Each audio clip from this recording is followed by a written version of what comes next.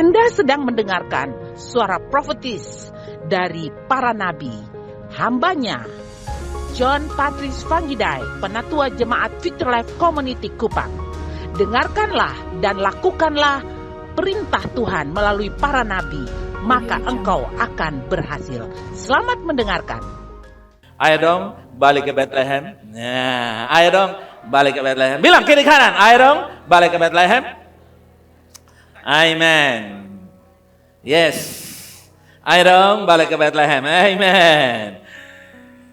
Baik umat Tuhan, sebelum saya sampaikan firman Allah, selamat pagi, shalom.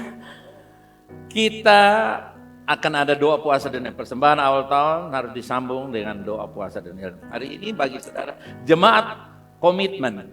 Anda yang nanti tanda kutip kalau meninggal saya kuburkan, Anda yang mau menikah nanti saya memberkati, Anda yang mau jadi berkat di mana-mana dan mau dapat berkat kesembuhan, keselamatan, pengenalan akan Tuhan melalui gereja ini, you are required. Anda diwajibkan, dimintakan tanda kutip diwajibkan untuk ambil bagian dalam doa puasa Daniel persembahan awal tahun yang ke-20. Tahun keberapa saudara? Kita start 2005 di Hotel Kristal. Sekarang apa tuh? Masih Switel apa? Yang Kristal lama. Switel sekarang? Kembali Kristal. Lihat, dari dulu sampai sekarang saya tidak kembali lagi. Tahun yang ke-20 sudah ambil bagian, mesti isi formulir. Kenapa isi formulir? Supaya sesuatu yang ditandatangani itu memberikan kita tanggung jawab moral. Nah, tanda tangani, saya boleh main-main. Nanti Pak John bilang apa? No, bukan saya bilang apa, saudara. Ya, tentu saya bilang kau tidak benar tentunya, karena tanda tangan tidak sesuai. Tapi maksudnya kita punya tanggung jawab secara administrasi dan sebagai orang-orang yang berdedikasi. Puji Tuhan. Dan yang kedua, persembahan kita itu dihitung rapi dan digunakan. Saya pakai, jemaat pakai, kita pakai keuangan semuanya untuk persembahan kasih kita, untuk semua pengelolaan di dalam jemaat. Kita tidak pernah simpan uang itu, tapi kita pakai untuk mengelola. Nah, Bapak Ibu Anda yang punya jemaat komitmen yang sudah dapat nomor PIN dan pernah dapat itu, sudah ada informasi. Ya. Dan saudara bisa ambil di bendahara, itu saudara bisa tahu dari tanggal 1 Januari sampai minggu kemarin ya. Ini minggu belum termasuk. Tanggal kemarin tanggal 8 Januari, 8 Desember, Bapak itu ada informasi dan misalnya kalau kurang jelas, misalnya jumlahnya itu sebagai bahan koreksi untuk langsung informasikan kepada kami para penatua, gembala jemaat untuk dapat kita revisi karena keuangan yang diberikan kita harus bertanggung jawab. Oke, itu dua hal yang sangat penting. Baik, bilang di kanan, siap menerima sesuatu dari Tuhan. Come on. Hari ini kita sedang berbicara tentang mari pergi ke Bethlehem. Mari pergi ke Bethlehem. Pada bagian yang ketiga hari ini, pulanglah ke Bethlehem. Ayo balik ke Bethlehem. Atau mungkin dia pakai tawar, ayo dong balik ke Bethlehem. Kenapa? Karena di Bethlehem sebagai rumah pemulihan. Bethlehem is the house of restoration. Rut 1 ayat 1 sampai 7, cuman kita baca ayat 1. Nanti ada ayat-ayat yang berikut. Pada zaman para hakim memerintah, ada kelaparan di tanah Israel. Lalu pergilah seorang dari Bethlehem Yehuda beserta istrinya dan kedua anaknya laki-laki ke daerah Moab untuk menetap di sana sebagai orang asing. Bethlehem yang artinya rumah roti, tetapi ada kelaparan. Ini menggambarkan sebuah masa paceklik yang diizinkan Tuhan untuk menuju suatu penggenapan rencana Tuhan yang besar. Krisis yang direncanakan. Atau yang paling sederhana, kesulitan yang direncanakan. Rumah roti tapi ada kelaparan. Itu tanda Tuhan lagi siapkan sesuatu yang gede banget, yang besar sekali untuk kita. Naomi dan keluarganya meninggalkan Bethlehem ke Moab karena kelaparan, karena krisis, karena persoalan, karena kesulitan ekonomi, kesulitan hubungan, dan berbagai macam persoalan di situ. Dan dia meninggalkan Bethlehem, pergi ke tempat negeri orang asing yang bukan dirancang oleh Tuhan. Naomi sama keluarganya cabut dari Bethlehem gara-gara lagi kelaparan. Apa yang bisa kita pelajari dari peristiwa pencabutan keluarga Naomi ke negeri Moab? Yang pertama, ketergantungan pada Tuhan sebagai sumber berkat. Harusnya bukan lari meninggalkan tempat itu, tapi mereka harus bergantung kepada Tuhan sebagai sumber berkat. Bethlehem yang dikenal sebagai tempat kelimpahan, the house of bread, mengajarkan bahwa berkat-berkat sejati tidak datang dari tempat atau sekadar dari simbol, tapi berkat itu bukan dari simbol, berkat itu datang dari Allah pencipta. Haleluya. Bukan simbol tapi Allah. Coba katakan sama-sama saya. Ya. Karena banyak orang suka simbol yang mati, tapi Tuhan mengingatkan kita bukan simbol, tapi Tuhan yang memberikan jawaban. Kelaparan menunjukkan bagaimana manusia tetap memerlukan ketergantungan kepada Tuhan, meski berada di tempat yang melambangkan kelimpahan. Bapak Ibu Saudara kekasih, ketergantungan kepada Tuhan itu yang harusnya dipelajari, tapi tidak. Yang kedua, kekosongan tanpa kehadiran Tuhan. Secara simbolis, kelaparan di Bethlehem bisa menggambarkan kehidupan manusia yang terlihat penuh, tetapi kosong tanpa kehadiran Tuhan. Ini mengingatkan kita bahwa Tuhan yang bisa memenuhi kelaparan rohani kita. Amen. Jadi saudara yang kasih, ketergantungan untuk penyediaan akan kebutuhan. Dan yang kedua, ketergantungan untuk mengisi kekosongan. Nah ini lebih dalam lagi sedikit. Ada orang yang punya segalanya, tapi dia kosong segalanya. Dia punya materi, tapi dia tidak punya spiritual. Dan yang ketiga, bayangan karya penebusan Yesus. Bethlehem adalah tempat Yesus lahir. Dia disebut sebagai roti hidup, the bread of life. Dalam Yohanes 6 ayat yang ke-35 kita baca, apa yang Yesus bilang? Akulah roti hidup. Barang siapa datang kepadaku, datang ke Bethlehem, ia tidak akan lapar lagi. Dan barang siapa percaya kepadaku, ia tidak akan haus lagi. 3 pemikiran alasan mengapa we have to stay. Kita harus stay. Jangan cabut kemana-mana, harus di Yerusalem. Karena ada 3 kebenaran. Kita mendapatkan penyediaan dari Tuhan, kita mendapatkan pengisian dari Tuhan, dan kita mengalami Tuhan sebagai the bread of life yang memberikan kita hidup yang sesungguhnya. Tetapi kita melihat kelaparan fisik di Bethlehem melambangkan kebutuhan rohani manusia yang akhirnya dipenuhi dengan kedatangan Yesus di dunia. Kenapa Yesus datang ke dunia? Karena tanpa Yesus manusia dalam keadaan lapar. Walaupun manusia punya pabrik gandum, manusia punya pabrik roti, pabrik mie, manusia punya makanan berlimpah secara jasmani, tapi sesungguhnya manusia sedang lapar yang sebenarnya, yaitu kekosongan. Kekosongan di dalam hidup ini tidak bisa diisi dengan materi apapun. Kekayaan, ketenaran, kecantikan, kegantengan, kepuasan seksual dan sebagainya itu tidak dapat menjawab kecuali Yesus. Yang mengerti katakan amen. Kita melihat perjalanan itu pada akhirnya kembali setelah mengalami kehilangan dan penderitaan. Pemulihan sejati dapat terjadi waktu Naomi mulai sadar dan dia mau kembali ke Bethlehem. Dan ketika dia kembali ke Bethlehem, kepada tempat yang direncanakan oleh Allah. Mungkin Naomi bilang kepada yang mau ikut, yuk balik yuk ke Bethlehem. Lalu Orpa bilang, oh sorry, aku nggak ikut lah, aku cabut aja balik rumah. Tapi Ruth bilang, Mami, kemanapun Mami pergi, aku ada di sana.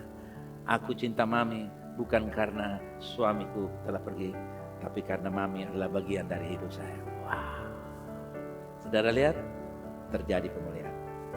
Nah, Moab itu bicara soal kehidupan di luar rencana Allah. Moab artinya apa, saudara? Moab lambang dari apa? Moab itu hidup di luar jalurnya Tuhan. Di dalam Rut 1 ayat 1 sampai 7, sekarang ayat yang kedua. Nama orang itu Elimelek, nama istrinya Naomi, nama kedua anaknya Mahlon dan Kilion, semuanya orang-orang Efrata dari Bethlehem Yehuda. Dan setelah sampai ke Moab, diamlah mereka di sana. 3, kemudian apa? Matilah Elimelek suami Naomi. Sehingga perempuan itu tinggal dengan kedua anaknya. Kedua anaknya mengambil perempuan Moab. Yang pertama bernama Orpa dan yang kedua bernama Ruth. Dan mereka diam di situ kira-kira berapa tahun lamanya? 1 dekade, 10 tahun. Untung tidak 20 tahun, untung tidak 30 tahun. Lalu matilah juga keduanya, yakni Mahlon dan Kilion, sehingga perempuan itu kehilangan kedua anaknya dan suaminya. Saudara lihat, di luar rencana Allah itu turun sampai penderitaan. Bukan habis, sampai menderita. Dari generasi kepada generasi. Mahlon dan Kilion ini sangat tidak enak artinya. Penderitaan, kesukaran, kesulitan, kehilangan. Bilang kiri kanan, jangan kasih nama anak 2 orang ini, Kilion dan Mahlon. Saudara ingat. Mungkin ada yang ganti H dengan R, Marlon. Saya kurang tahu.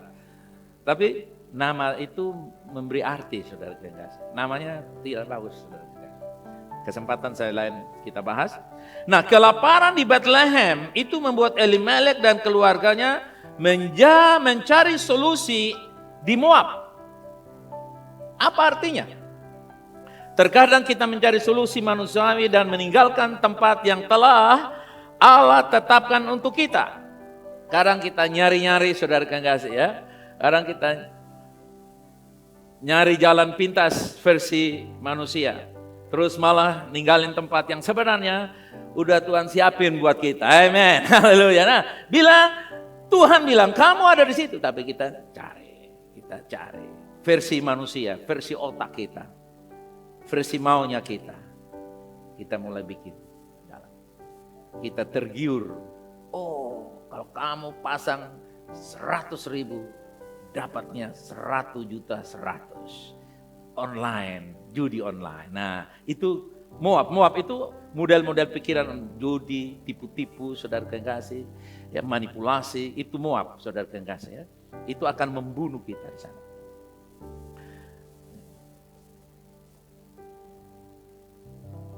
Wah, kakak, saya ini tidak judi online, saya taji ayam itu judi manual, saudara kasih.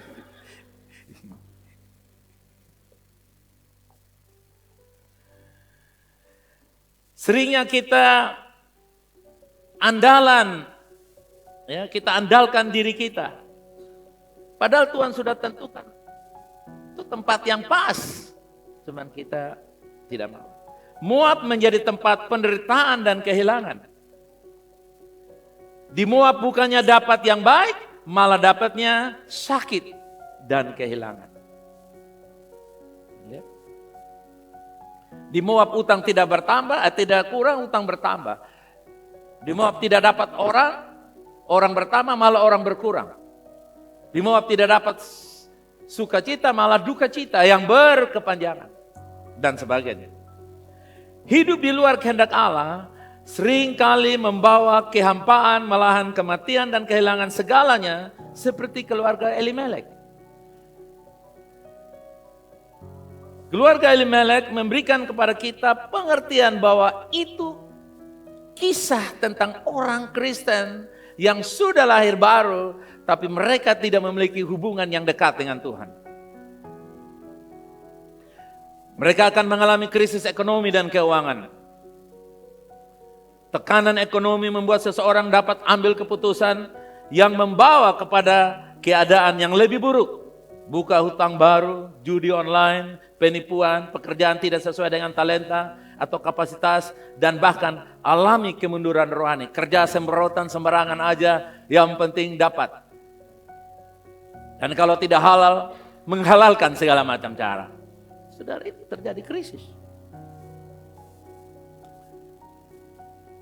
Krisis bisa terjadi.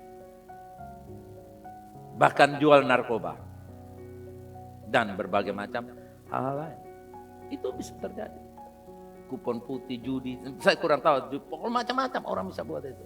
Kalau di luar negeri itu mereka bermain, saudara kasih datang di kasino.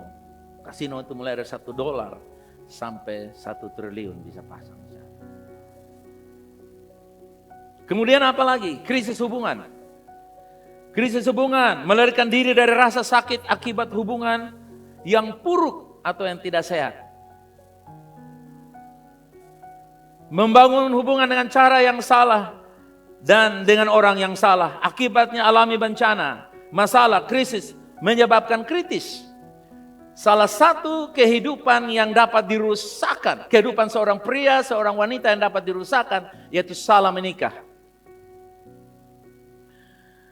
Jadi menikah yang benar itu yang punya pekerjaan, belum tentu. Yang punya materi, belum tentu. Pestanya meriah, juga belum tentu. Ganteng, belum tentu. Cantik, belum tentu. Pintar, belum tentu. Bisa dia punya segalanya, tapi salah nikah. Itu menyebabkan seorang perempuan dapat hancur karena salah menikah. Seorang laki-laki dapat hancur gara-gara apa, saudara? Salah menikah. Saudara boleh cek. Sebentar saya akan angkat beberapa kisah untuk kita pelajari. Krisis kesehatan. Kesehatan memburuk. Krisis kesehatan terjadi karena di tempat yang mengandung resiko menjadi sakit. Salah berobat atau tidak punya dana untuk berobat yang menyebabkan kematian yang dini. Ada orang yang sakit, dia bilang pulang kampung aja. Di kampung mereka mulai campur kurus, garam, asam, belimbing, kunyit, dicampur dengan ini dan itu, dan akhirnya tubuhnya menjadi rujak. Karena kalau gula, belimbing, garam, cuka itu rujak, saudara kasih. Dan akhirnya saudara kasih dia mati di sana. Padahal di sini sudah ada rumah sakit Ben Boy. Sementara lagi ada rumah sakit VLC. Yang khusus kita suntik orang dengan jarum. Akupunktur. Bisa terjadi, tapi pulang kampung. Akibatnya di sana salah berobat dan kita dengar mati. Di sini ada dokter yang pintar, di sana dia cari orang pintar yang tidak pernah sekolah. Bayangkan saudara, ada dokter hebat ini semua ahli ada. Dia tinggalkan Bethlehem, lalu dia pergi cari saudara, cari setan yang tidak sekolah. Sedangkan Tuhan Yesus yang tidak sekolah tapi ciptakan seluruh dunia, dia tinggalkan. Itu karena apa? Versi manusia. Versi gua. Yang menyebabkan orang terpuruk. Banyak kisah. Kejadian dalam jemaat ini ataupun di keluarga kita. Waktu baru batuk-batuk, tidak perbaiki. Oh, ini bilang saya sudah ada dalam zaman dulu SMS. Sudah SMS masuk. Katanya pulang ke ini baik dan belum selesaikan di kampung secara adat. Waktu dia pergi di sana 3 bulan, batuknya bertambah karena tidak pernah diobati. Hanya masuk rumah adat dan sembahyang, potong kambing, potong babi. Mereka makan enak, tapi dia sengsara terus. Akibatnya mati. Dan itu ada di mana-mana. Tinggal di Amerika, pulang pi tua sene. Saudara tidak tahu tua sene? Takari pun belakang, saudara. Bayangkan, dengkat sana, baik dong tunggu kuma doa pelepasan. Pada sana ada Amerika, ada militari di sana. Yang bangkitkan orang mati tahun 65.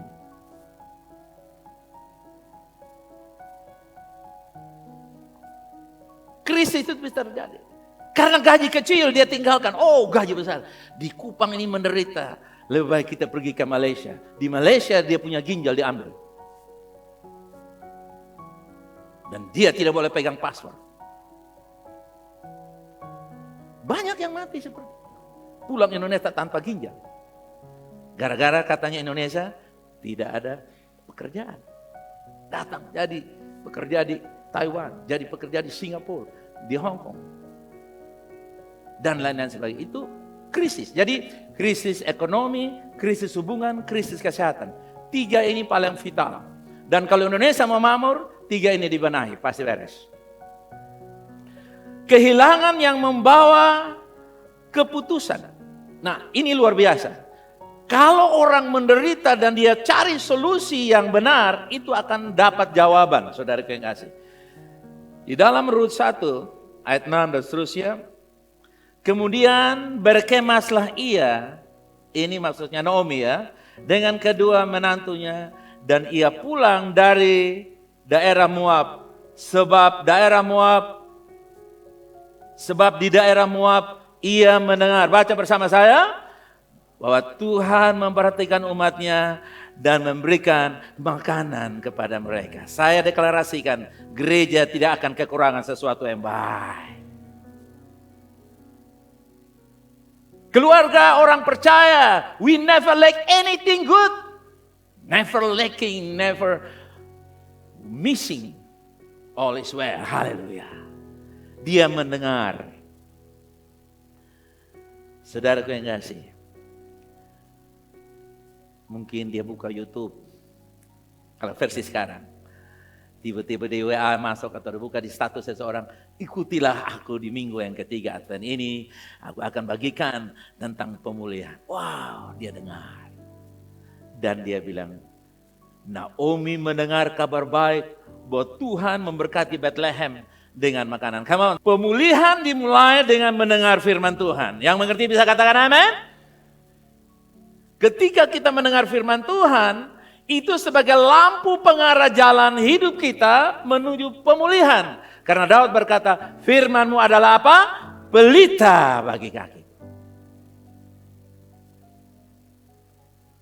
Ketika orang mengalami keterpurukan kesehatan, ekonomi, rumah tangga yang hancur, rusak, hubungan kacau, mama dengan anak berkelahi, anak dengan mama berkelahi, mertua dengan mertua berkelahi, ribut kacau, pekerjaan tidak menentu, krisis, penyakit di sana sini, berbagai macam persoalan. Dengar firman Tuhan, karena firman adalah lampu hijau untuk kita menuju jalan yang benar. Jangan pernah anggap enteng firman Allah. Firman terus, firman terus. Firman adalah Allah sendiri. Haleluya.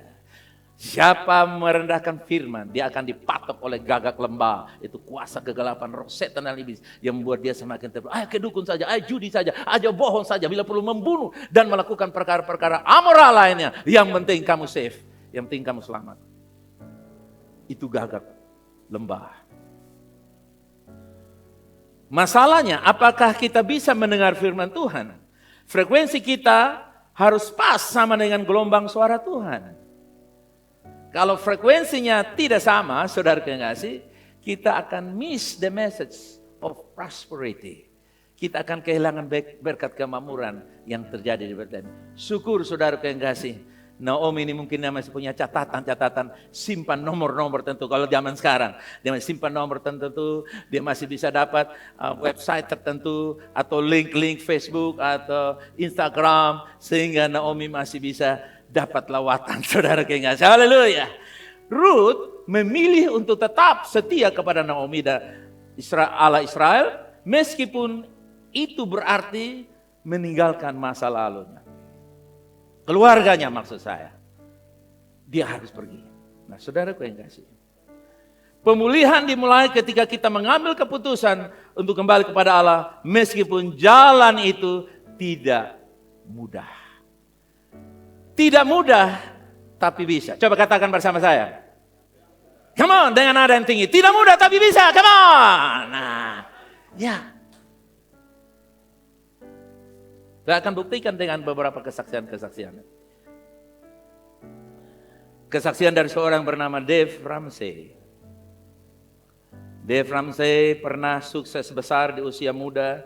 sebagai pengusaha properti. Di usia 25 tahun, dia sudah pegang uang paling sedikit 25 miliar. Paling sedikit 25 tahun. Tapi kemudian dia terjatuh, terlibat dalam hutang. Dalam kebangkrutan total, Dave dan istrinya kembali berdoa, mencari hikmat Tuhan. Mereka belajar mengelola keuangan sesuai prinsip Alkitab, mulai sedikit demi sedikit, tidak lagi berhutang, tidak lagi pakai barang-barang yang harus mengeluarkan uang, hidup sederhana, dan mulai memberi persepuluhan. Dengan disiplin dan kepercayaan kepada Tuhan, ekonomi mereka mulai membaik kembali. Bahkan bukan itu saja, Dave dan keluarganya semakin erat. Karena dulu berkelahi, berantem, karena mereka mulai bersatu, mereka bekerja sama, melewati masa sulit. Kini Dave membantu sebuah pelayanan yang melayani jutaan orang melalui pengajaran keuangan yang bersih dan yang berbasis iman. Bahkan banyak orang Indonesia, mungkin saya dan saudara kita di antara kita pernah juga mengalami bagaimana pemulihan serupa, bukan? Kita terjerat dalam utang piutang, nyaris rumah tersita, motor mobil sudah disita, mulai kaca spionnya diambil, bahan mukanya diambil, businya diambil, terakhir kamu yang diambil. Bisa terjadi, saudara. Kita pernah, tapi ketika mereka belajar bertobat, merendahkan diri, haleluya, utang 356M, 7M terbayar, amen. Kenapa? Karena ketika kita kembali kepada tempat pemulihan, sejatinya terjadi pemulihan. Seperti kalau kita masuk dalam air, kalau masuk air, basah. Kalau masuk dalam api, terbakar. Kalau masuk dalam rumah pemulihan, dipulihkan.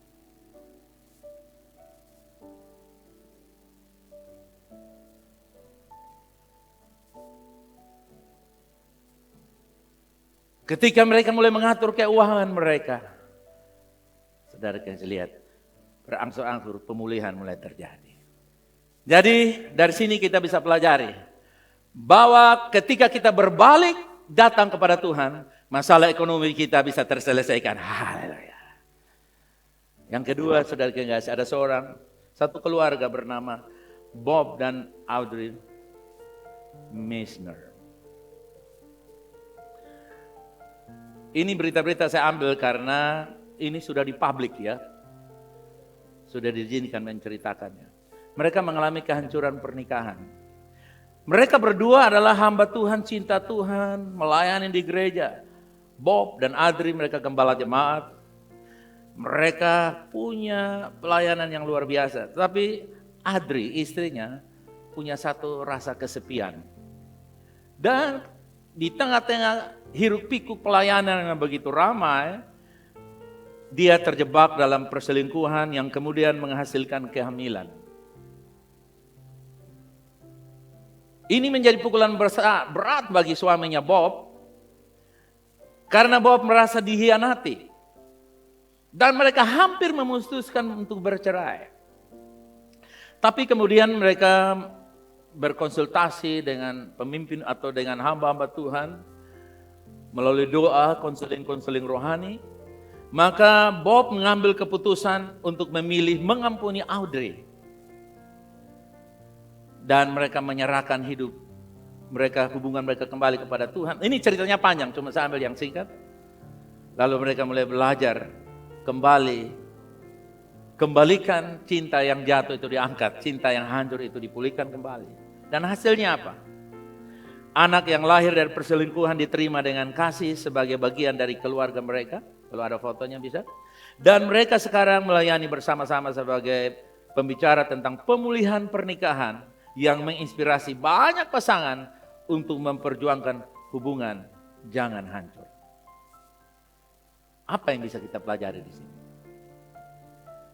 Di sini menunjukkan bahwa tidak ada situasi yang terlalu sulit untuk dipulihkan oleh Tuhan. Yang percaya bisa katakan amin. Asal ada penyesalan, pengampunan, dan iman. Penyesalan itu paling utama. Pengampunan menyusul. Karena kalau orang tidak menyesal, dia tidak akan diampuni. Coba kita datang kepada istri kita misalnya. Saya susah, ya lu mau apa? Atau kita datang kepada Tuhan. Tuhan, beten salah, kalau Tuhan mau ampuni, ampuni saja. Jangankan manusia, Tuhan pun tidak akan mengampuni kita. Dan hari ini saudara yang kasih, mereka melayani banyak jutaan keluarga orang sudah dipulihkan. Dan mereka punya buku, nanti saudara juga bisa cari, Marriage Undercover. Sangat terkenal buku itu. Hebat Bob ini bukan? Ada kisah yang lain. Ada seseorang yang bernama David Plot, misionari dari Swedia. Dia diutus ke Zaire, sekarang itu Kongo. Zaire, tahun 1920-an di malam Natal itu, pendetanya berkhotbah, siapa yang menyerahkan hidupnya untuk menjadi gembala-gembala di padang Efrata untuk membawa berita kelahiran Mesias sang juru selamat kepada bangsa-bangsa. David bersama istrinya, mereka baru menikah, baru punya anak usia 2 tahun. Nah, apa yang terjadi saudara yang kasih? Mereka diutus pergi. David Plot, misionari ini bersama istrinya tahun 1921 membawa istrinya bernama Save Plot. Save Plot. Ya. Mereka diutus sebagai misionari di Demokrat Kongo, dan di sana mereka mulai memberitakan Injil. Namun perjalanan di Zaire itu tidak mudah. Kenapa? Karena ketika mereka menetap di satu desa kecil di sana, oleh kepala desa atau kepala suku melarang mereka untuk berkomunikasi dengan warga. Lalu mereka bikin rumah, kalau saudara lihat di Afrika itu dari kayu-kayu baru ditempel dengan tanah. Lihat rumah kayu itu. Dengan anak yang usia 2 tahun mereka bawa dari Swedia.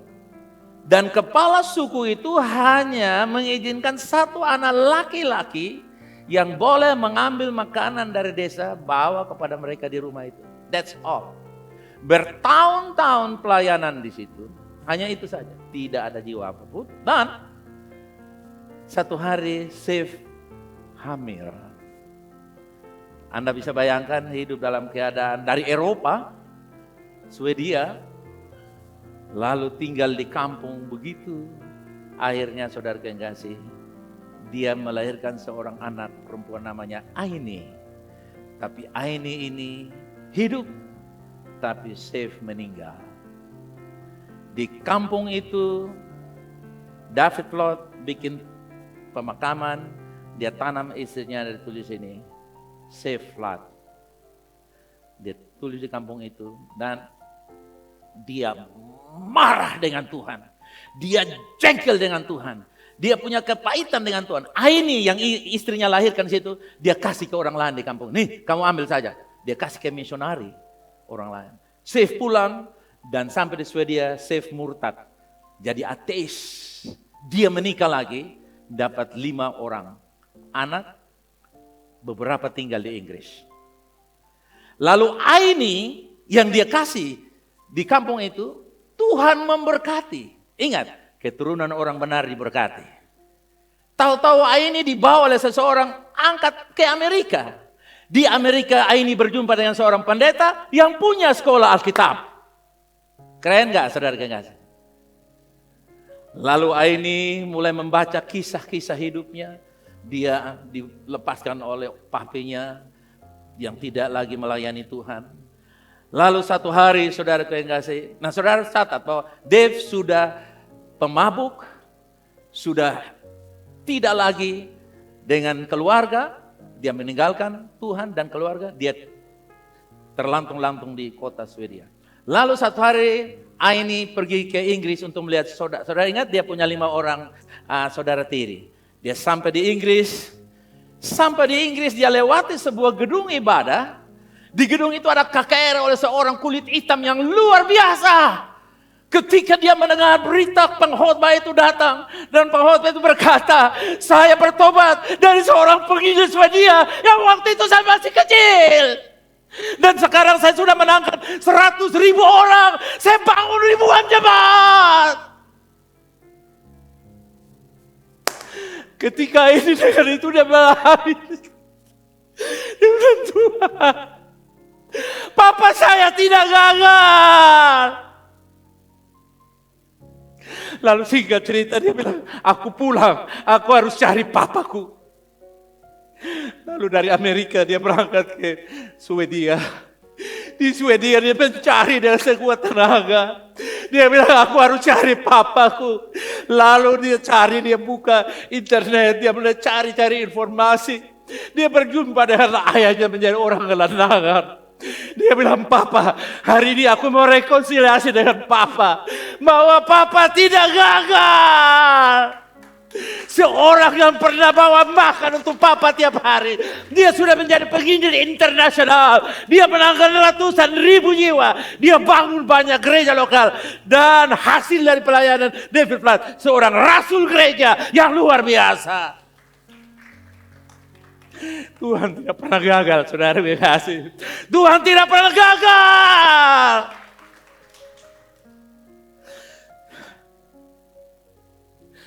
Ketika dia berjumpa dengan ayahnya, terjadi rekonsiliasi. Dan di ujung cerita itu, Dave kembali lagi dengan Tuhan yang luar biasa. Semangatnya dibangkitkan kembali. Karena anaknya menikah dengan seorang pendeta yang punya Alkitab yang luar biasa. Dan dia punya pelayanan. Dilanjutkan oleh seorang rasul yang hebat. Haleluya. Saudara kasih. Allah yang kita sembah, Allah yang dia pernah gagal dalam rencananya.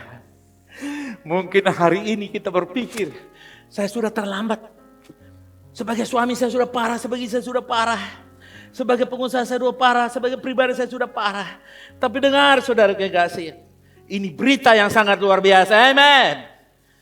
Warisan dari David Platt ini, legasi yang dia tinggalkan bagi pekerjaan misi sangat membangkitkan banyak hamba Tuhan yang sudah jatuh, hilang, mundur. Ketika mereka membaca berita ini, mereka kembali dan lebih dahsyat lagi dipakai Tuhan daripada sebelum mereka mundur.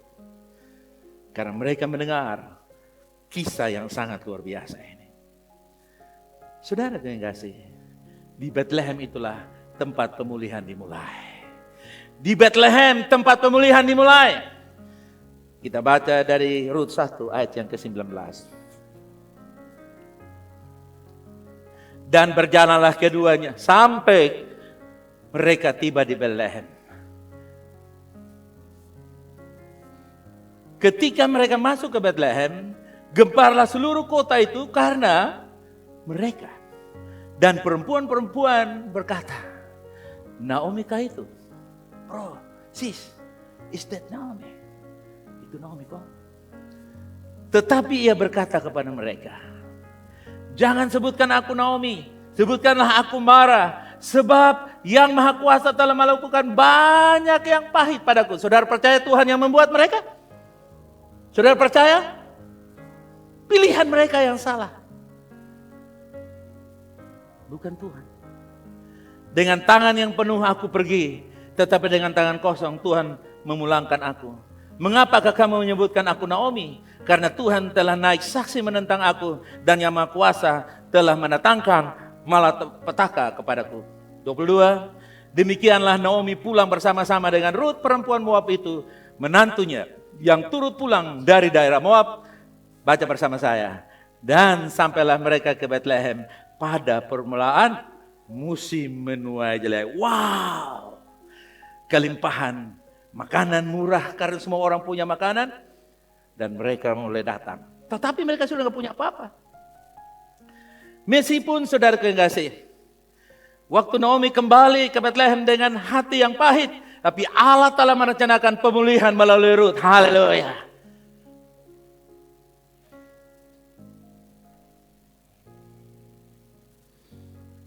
Meskipun Naomi merasa kosong, Allah sedang menyiapkan berkat melalui Boaz, seorang penebus keluarga.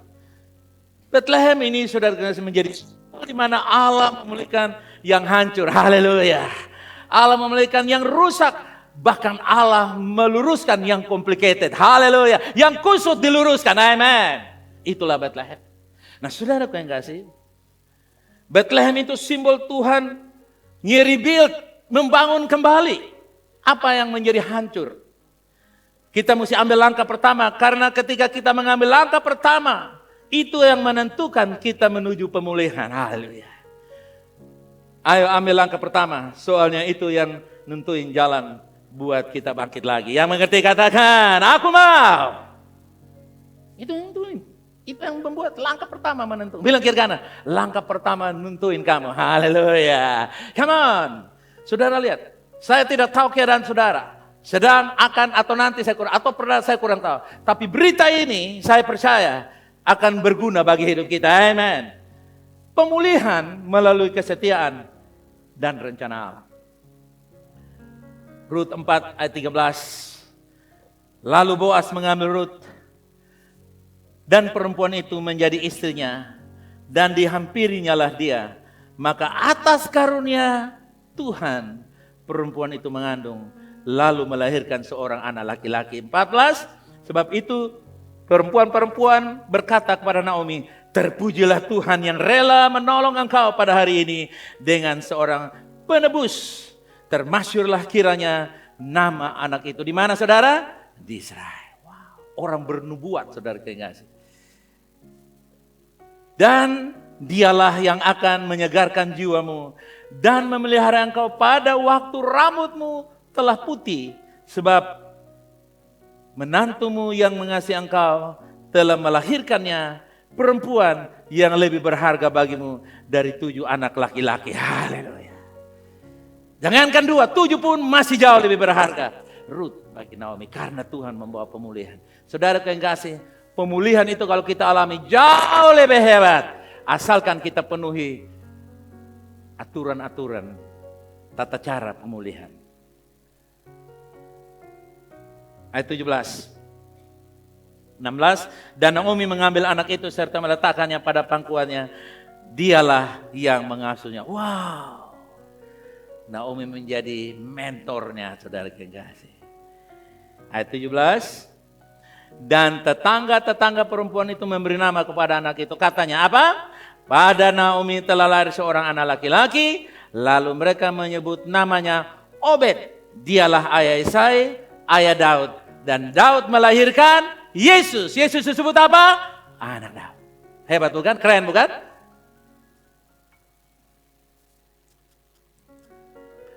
Allah memulihkan kita bukan hanya untuk diri kita sendiri, tapi juga untuk membawa berkat bagi generasi mendatang. Katakan amin.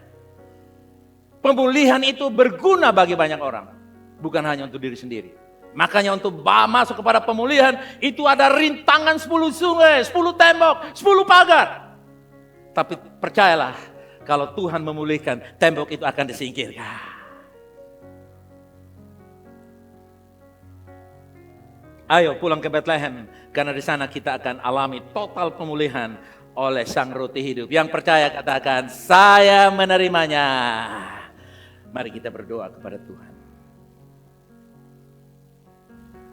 Mungkin sebagai kepala keluarga, sebagai ayah, sebagai ibu, sebagai opa, sebagai oma, sebagai suami, istri, mungkin kita mendengar berita ini. Kita yang muda-muda, mungkin kita mengalami seperti Dave, krisis ekonomi, terlilit dengan berbagai macam kesukaran. Ataupun kita seperti Audrey dan Bob, hubungan dan banyak hal saya kurang tahu.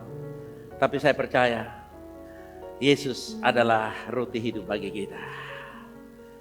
Dia yang sudah memulihkan kita. Karena itu saya ajak Bapak Ibu Saudara-saudara umat Tuhan, dimanapun saudara berada yang ada khususnya live di Victory Life House. Saya mau kita rindu dan berkata, Tuhan, biarlah saya terus mengalami pemulihan dari Engkau. Saya mau mengalami arti Bethlehem itu sesungguhnya dalam jiwa raga batinku. Saudara bangkit berdiri, kita datang kepada Tuhan. Bawalah hidupmu kepada Dia. Bawalah keadaanmu kepada Dia. Apa yang Roh Kudus bicarakan kepadamu pagi hari ini, dimanapun saudara berada mendengar berita ini, Tuhan kita adalah Allah yang restorasi.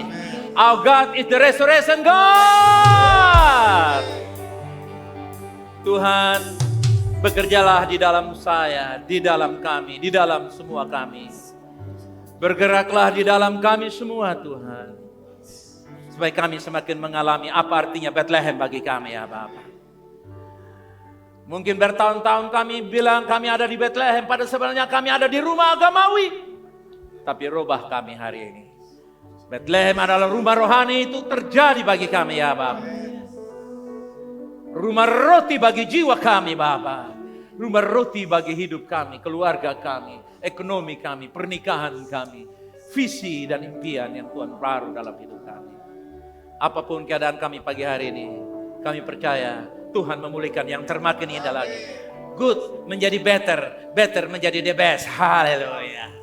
Dari yang kepompong yang buruk rupa, buruk situasi keadaan, menjadi beautiful butterfly. Haleluya. Kupu-kupu yang indah. Terjadi bagi hidup kami, usaha kami, pekerjaan kami, bahkan kesehatan kami. Haleluya. Rumah tangga kami, rumah tangga anak-anak kami, bisnis anak-anak kami, cucu-cucu kami, semua. Kami percaya hari ini Tuhan memulihkan dalam nama Yesus. Yang percaya Tuhan katakan amin. Puji Tuhan, kasih pujian bagi Dia, the God of Restoration. Bilang kiri kanan, sekarang ganti lagi. Ayo stay di Bethlehem, jangan kemana-mana. Ayo stay di Bethlehem, jangan cabut kemana-mana. Ayo stay ke Bethlehem, jangan cabut kemana-mana. Haleluya.